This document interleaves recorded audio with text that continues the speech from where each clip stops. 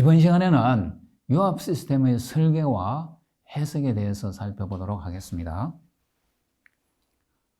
유동 해석, 관로에서의 마찰 손실, 유압 회로, 유압 도원과 보조 유압 장치 이런 순서로 말씀을 드리겠습니다. 우선 유동은 크게 청류와 난류로 나눠볼 수가 있습니다. 청류는 레미나 플로우라고 하고 난류는 터뷸런트 플로우라고 하는데 레이놀즈 넘버라고 레이놀즈라는 분이 제안한 수치가 있습니다. 레이놀즈 넘버는 점성력분의 관성력인데 이게 관성력이 크면 난류고 점성력이 크면 청류로서 청류일 때는 유체 분자가 이렇게 나란히 이렇게 움직이는 데 비해서 난류면 이렇게 와류가 생기는 겁니다. 레이놀즈 넘버가 2000 이하면 이제 청류로 보고 4000 이상이면 이제 난류를 보는데 그 중간 과정은 이제 트랜지션 구간이다 이렇게 보는 겁니다. 우리가 주변에서 보는 모세관 유동, 예를 들어서 우리가 영양제 같은 것을 몸에 이렇게 넣을 때 보이는 그러한 유동은 청류고 대부분의 우리 제조 라인에서는 유동이 빨라야지 생산성이 있기 때문에 난류 형태를 띠게 되는 겁니다. 청류와 난류에 대한 유튜버 동영상도 한번 보시기 바라겠습니다. 오리피스라는 것은 이제 이런 걸 얘기하는 겁니다. 이게 관로에서 이런 걸 오리피스라고 하는데 우리말로는 교축이라고 합니다. 이 오리피스는 유압 제어 장치의 기본 수단인데 이게 청류일 때는 이 Q하고 여기 압력차 델타 P하고 여기 상류하고 하류의 델타 P하고 이게 비례 관계에 있다는 겁니다. 물론 이제 Q는 여기 단면적에도 비례하겠죠. 단면적이 비례한 건 당연한 건데 압력을 생각해 보면 난류일 때는 Q는 요게 루트 델타 P에 비례한다 하는 겁니다. 그래서 보통 이런 난류에서 이 압력을 측정하는 지점은 요 구멍의 지름의 2분의 D 되는 지점, 요게 하류하고 요 상류, 요 지점에서 이제 압력을 측정하는데 요 하류 지점을 우리가 특히 비나 칸트랙트라고 그래요. 여기 압력하고 요 3지점 압력은 일반적으로 같습니다. 그래서 요 압력을 측정을 해서 유량을 계산하게 되겠습니다.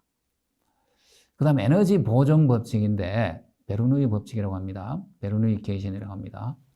이것은 높이 G에 의한 포텐셜 에너지 mg하고 압력 P에 의한 포텐셜 에너지 mg 감마분의 P 이거하고 그 다음 속도 V에 의한 운동에너지 2분의 1 mv 제곱 이것을 다 합한 것이 항상 상수다 하는 겁니다. 유선을 따라서. 유선이라는 것은 유체 입자가 이렇게 움직이는 선이 되겠습니다. 이런 선. 이런 선을 따라서 이 세 항의 합이 항상 같다. 이거 수두라는 것은 물의 높이인데 물의 높이로 환산한 이것이 항상 같다. 이것이 베르누이 이퀘이션이고 이것이 이러한 유압 시스템을 해석하는 기본 법칙으로 사용이 됩니다. 그 다음에 또 다른 법칙으로서 연속 방정식, 이건 굉장히 직관적인데 질량 보존 법칙의 일종으로 볼 수가 있습니다. 무게보다는 유압 시스템에서는 이게 부피 유량을 씁니다.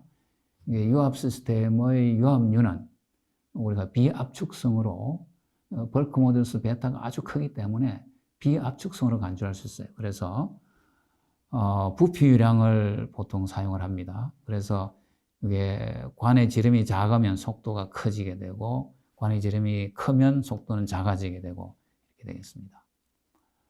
그 다음에 이제 마찰 손실인데 이 마찰은 유고급 시스템에서 에너지 손실의 주된 원인이 됩니다. 이 마찰은 피할 수가 없습니다. 왜냐하면 유압류의 누수를 방지하기 위해서 일정 부분에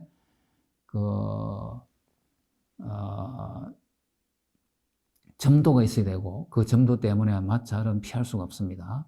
이 마찰로 열이 발생하여 대기로 방출되면서 포텐셜 에너지의 손실로 나타나는데 이것은 결국은 압력 강화로 나타나게 됩니다. 그러니까 유량은 그대로인데 압력이 낮아진다는 거죠. 손실 때문에. 관에서의 손실수도 HL, 로스해서 HL로 표시하는데 이것은 유명한 이 다시 이퀘이션으로 표시됩니다. 그래서 이 손실수도는 관 내경에 반비례하고 관의 길이에 비례하고 그다음 속도의 제곱에 비례한다 하는 겁니다. 그래서 이 비례 상수 F는 프릭션 팩터라고 얘기를 하는데 이 척류일 때는 NR분의 64 상수를 가집니다. 그래서 우리가 하겐 포아제이 방정식이다 이렇게 얘기를 해서 이렇게 되고 이 난류일 때는 난류일 때 F는 상대 거칠기 D분의 이프실론과 NR의 함수로 표시되는데 여기서 D라는 것은 내경이고 여기 E라는 것은 절대 거칠기입니다. 그래서 관의 종류에 따라서 절대 거칠기는 대략 이런 값들을 가집니다. 그래서 이 상대 거칠기는 D분의 입실론 하면 되는데 이것을 무디라는 사람이 무디 선도에서 실험적으로 이렇게 구해놓은 게 있습니다. 그래서 이 레이저널 넘버가 낮을 때는 척류로서 이런 직선을 관계를 가지고 그 다음에 레이저널 넘버가 크면 그러니까 이 영역 바깥쪽에서는 거의 상수로 이것은 이제 상대 거칠기를 표시하고 있습니다. 그래서 이 F 값이 이게 F 값인데 거의 일정하다는 거죠. 여기 트랜지션 구간에서는 이제 이 그래프에서 상대 거칠기와 레이놀즈 넘버가 주어지면 이 F 값을 구해서 이제 마찰 손실을 구하면 되겠습니다. 밸브와 이염수에서의 손실 수도는 속도의 제곱에 비례합니다. 그리고 여기 K라는 것이 K 팩터라는 건데 이것은 이렇게 여러 가지 종류에 대해서 K 팩터가 이렇게 실험적으로 구해져 있습니다. 그래서 우리가 실제로 마찰 손실을 구할 때는 이 표를 이용을 해서 구하면 되겠습니다. 밸브와 이염수에서 많은 에너지 손실이 발생을 합니다. 밸브와 이염수에서의 유동은 매우 복잡해서 이거를 수식으로 개선하는 것보다는 보통 실험적인 방법으로 추정을 합니다. 그 밸브와 이염수에서의 손실 에너지는 속도의 제곱에 비례한다. 이것을 기억을 하시기 바라겠습니다. 여기서 이런 걸 글로브 밸브, 이거는 리턴 밴더, 90도 엘보, 볼책 밸브 이런 것들이 있습니다. 그 다음에 유압 회로를 우리가 얘기하기 위해서는 유공압 도면 기호를 우선 알아야 됩니다. 앞에서 우리가 유압 컴포넌트를 얘기를 하면서 도면 기호를 몇 가지 얘기를 했었는데 이 유압 도면 기호는 우리가 한국의 공업 규격인 KS B0054에 제정이 되어 있습니다. 그리고 ISO는 이제 세계 그 국제 인터내셔널 스탠다드 오거니제이션이죠. 국제 공업 규격인데 119-1 또 미국 그 공업 규격인 NC에서 이런 것들을 제정을 하고 있는데 완벽하게 일치하지는 않습니다. 근데 대체적으로 일치를 하기 때문에 여러분들이 여기 있는 요 도면 기호를 숙지를 하시면 좋습니다. 그러니까 관로에 대한 거, 그 다음에 밸브에 대한 거, 그 다음에 펌프, 그다음 모터 실린더에 대한 이런 도면 기호들을 익혀주면 좋습니다. 기타 기기들에 대해서도 알아두면 좋습니다. 그러면 이러한 그 유공압 도면 기호를 써서 이제 유압 회로를 우리가 구성할 수가 있겠는데 몇 가지 유압 회로를 한번 살펴보도록 하겠습니다. 이 회로는 복동 유압 실린더의 제어인데 이거 복동 유압 실린더입니다. 그래서 여기 방향 변환 밸브가 여기 있는데 이 레버로 이걸 이쪽으로 밀게 되면 이제 이걸 이쪽으로 밀게 되면 이러한 관로가 형성돼서 피스톤이 이런 방향으로 움직이게 되고 그다음에 이쪽 레버를 움직여서 이동을 이렇게 하게 되면 피스톤이 이렇게 움직이겠습니다. 여기서 이게 유압 펌프고 이게 프레셔 릴리프 밸브입니다. 그래서 요 프레셔 릴리프 밸브의 세팅 값에 따라서 이 유압 주 관로의 압력이 결정이 됩니다. 그래서 그게 70바일 수도 있고 100바일 수도 있고 뭐 210바일 수도 있고 그렇습니다.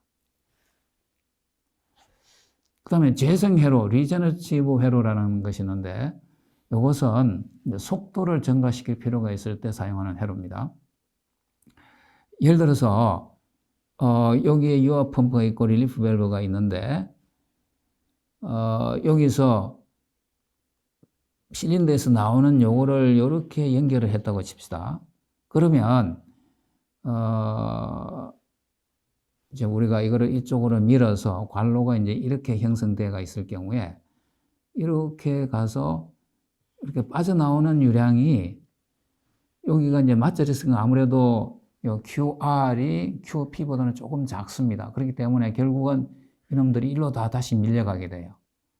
그래서 결국은 여기서 빠져나오는 유량이 결국은 여기를 채우고 결국은 QP는 요 안쪽 부분만 채우게 되는 겁니다. 그래서 이게 Q 토탈은 QP 플러스 QR인데 실제로 이게 전진 속도는 QP 빼기 AR, QP 나누기 AR이 된다는 겁니다. 그래서 속도가 증가하는 거죠.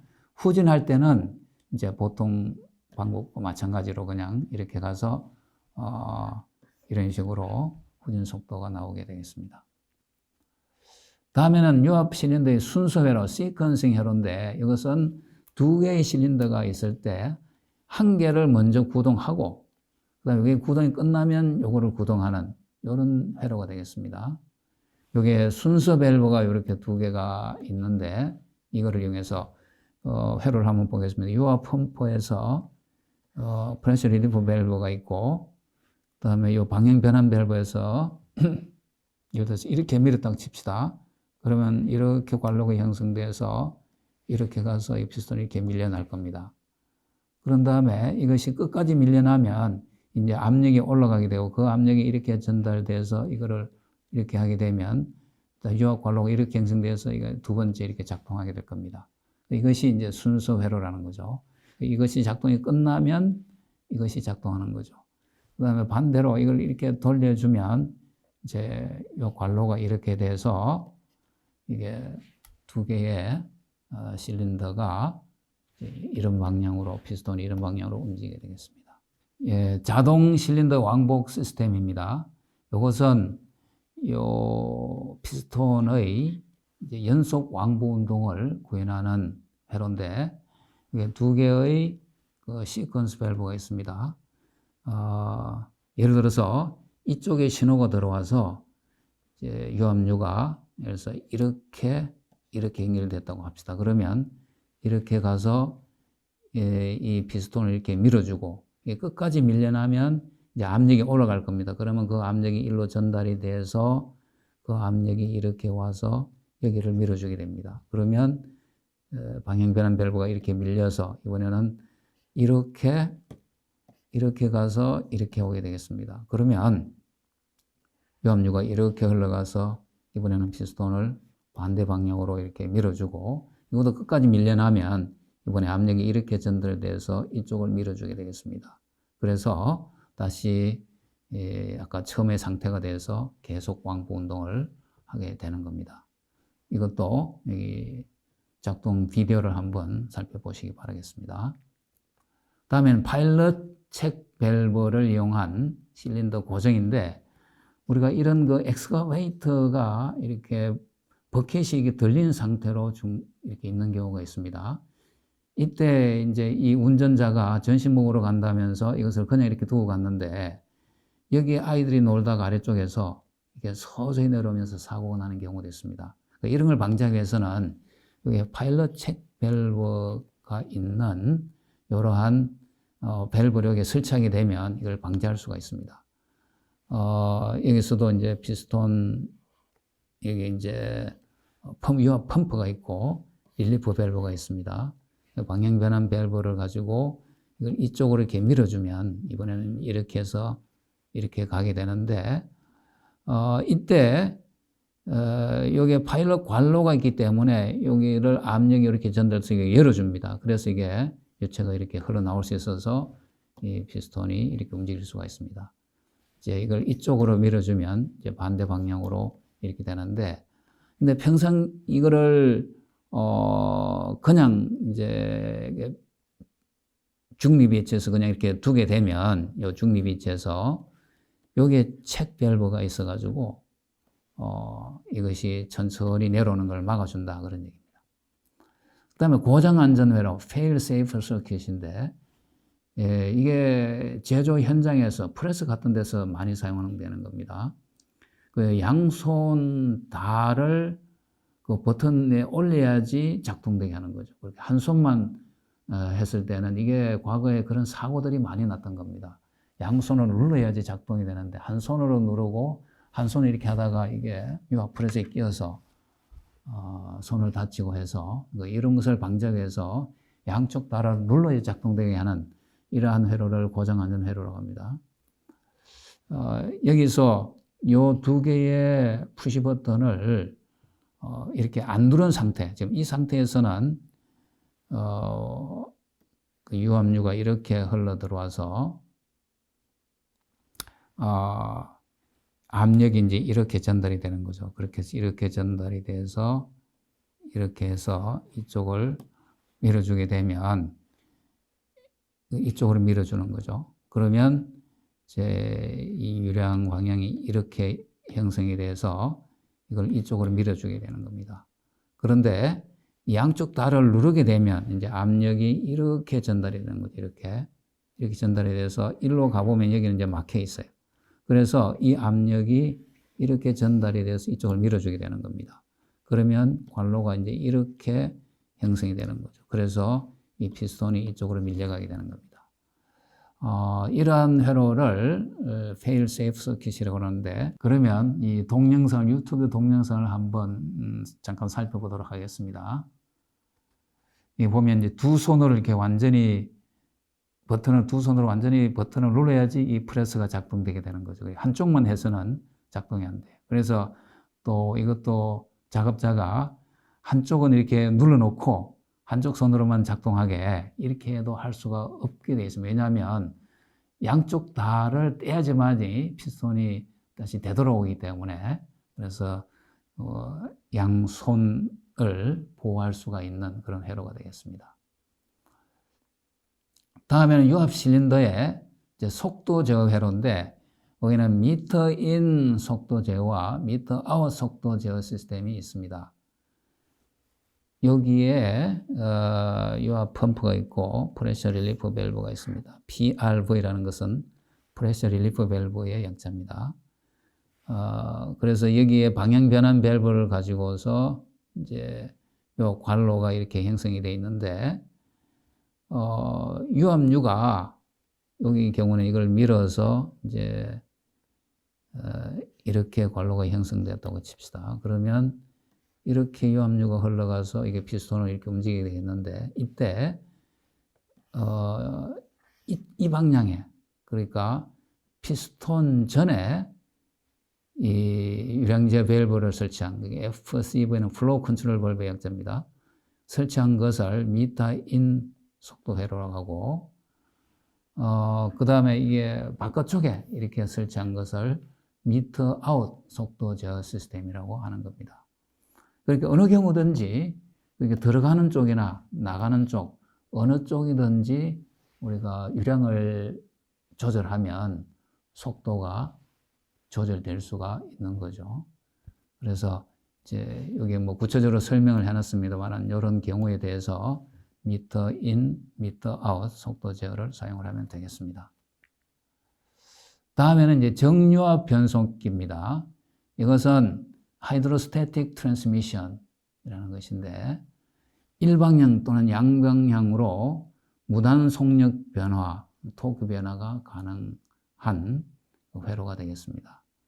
그리고 여기서는 이제 유압 탱크가 없고 유압 모터에서 나오는 이 유량이 다시 이렇게 유압 펌프로 흘러 들어가게 이렇게 되어 있습니다. 그 유압 모터의 그 속도 변화는 펌프의 배제 용적을 변화시켜서, 그리고 요게 가빈이라는 것이 이제 배제 용적을 변화시킨다는 겁니다. 변화시켜서 구현을 하면 여기에 속도 제어가 된다는 거죠. 유량을 여기서 제어를 해서 속도 제어를 한다, 그런 개념이 되겠습니다. 모터 토크 변화는 릴리프 밸브의 압력 설정과 변화시켜서 구현을 한다는 거고, 보충 펌프, 리플레니싱 펌프, 보충 책 밸브, 이것은 이것이 이렇게 유압유가 이렇게 이렇게 순환을 하다 보면 리키지에서 부족해질 수가 있습니다. 그래서 부족한 부분만큼 보충을 해줘야 돼서, 그래서 보충 펌프로 이렇게 보충을 해주는 그런 형태가 되겠습니다. 그러니까 이 유체가 일로는 흘러올 수 없는데 여기서 이렇게 보충만 해주는 거죠. 이쪽이나 이쪽으로. 그 다음에 이 두 개는 이 플라이휠 이펙터를 방해해서, 플라이휠이라는 게 관성에서 막 더 돌아가려고 할 때 그것을 방지해주는 역할을 해주는 겁니다. 여기 압력이 형성돼야지 관로가 형성되기 때문에, 이런 회로를 양방향 정력 변속기 폐회로다. 이것이 그 폐회로인 겁니다. 그래서 이거에 대한 좋은 작동 동영상이 있는데 이거를 한번 클릭해서 보시기 바라겠습니다. 다음에는 유압 도관입니다. 작동 압력과 유량에 따라서 관로의 종류를 다르게 선택을 해야 되겠는데, 예를 들어서 녹 발생 지역에서는 스테인리스 도관이나 스테인리스 이음새를 사용하는 것이 좋습니다. 구리나 이런 관은 사용하지 않는 것이 좋습니다. 크게 강관, 강튜브, 플라스틱 튜브, 유엔호스 이렇게 나눠볼 수가 있는데, 이 강관이 가장 싸고 강튜브는 배관이 자유롭고 깨끗합니다. 튜빙을 이렇게 구부려서 사용한다는 거죠. 그 다음에 이제 최근에 플라스틱 튜브를 많이 쓰는데 유연하고 또 회로 구성이 용이하고 점차 사용이 늘고 있다. 유연호수는 부품 사이에 상등 운동이 있을 때 이렇게 큰 압력을 전달하면서도 이런 유연성이 있어서 상대 운동을 흡수할 수 있는, 이럴 때 사용을 하게 되겠습니다. 이 도관의 치수 결정은 이제 파열 압력을 결정하는데, 이것은 우리가 응력 해설을 통해서 식을 유도할 수도 있습니다만은 그냥 이 식을 쓰도록 하겠습니다. 그러니까 얇은 관일 때, 다시 말해서 이 관의 두께가 직경에 비해서 작을 때, 이게 대략 T분의 TI가 10 이상일 때는 요 식을 쓰고 10 이하일 때는 요 식을 쓰는, 여기서 S는 인정 강도를 얘기하는 겁니다. 근데 실제 사용 압력은, 워킹 프레셔는 여기다가 세이프티 팩터, 안전율을 나눠준 겁니다.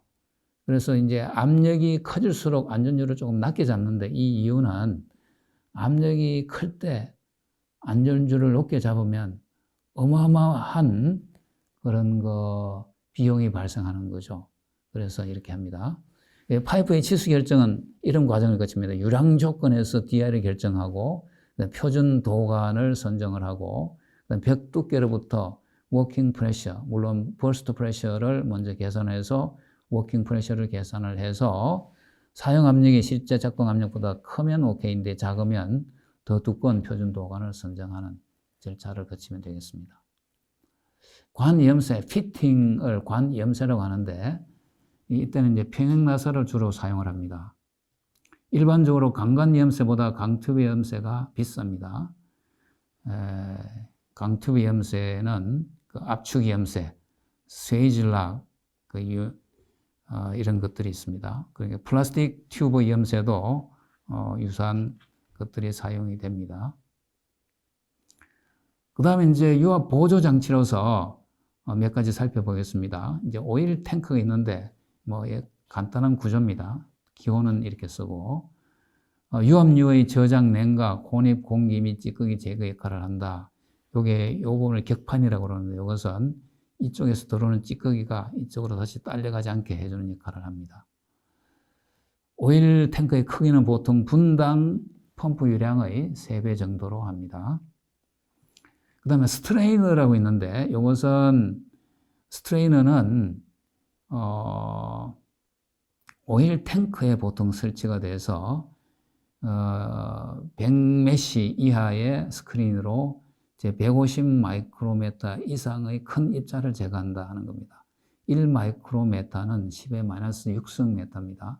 기호는 이렇게 쓰고, 필터는 보통 150 마이크로메타 이하의 작은 입자를 제거를 하는데 여러 가지 방식이 있습니다. 기계식도 있고 흡수식, hợp착식 이런 것들이 있습니다.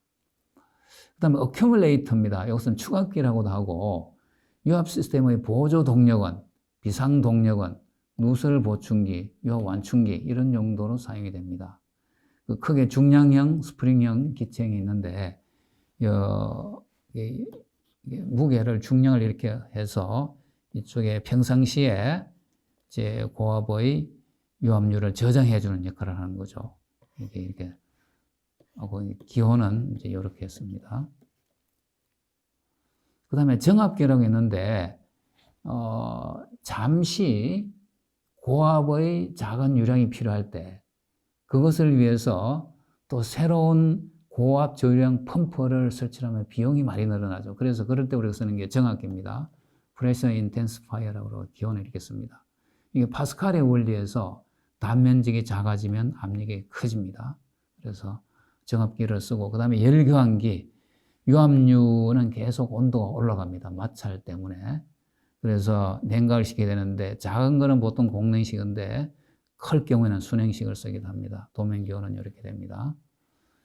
그 다음 유량 측정, 유량계인데, 여러 가지가 있습니다. 로터미터, 원판 피스톤 유량계, 터빈 유량계, 오리피스 유량계, 유동가시 표시기 이런 것도 있습니다. 여러분들이 그 자동차에 휘발유를 넣을 때 보면 휘발유가 들어오는 쪽에 이런 유동가시 표시기가 있습니다.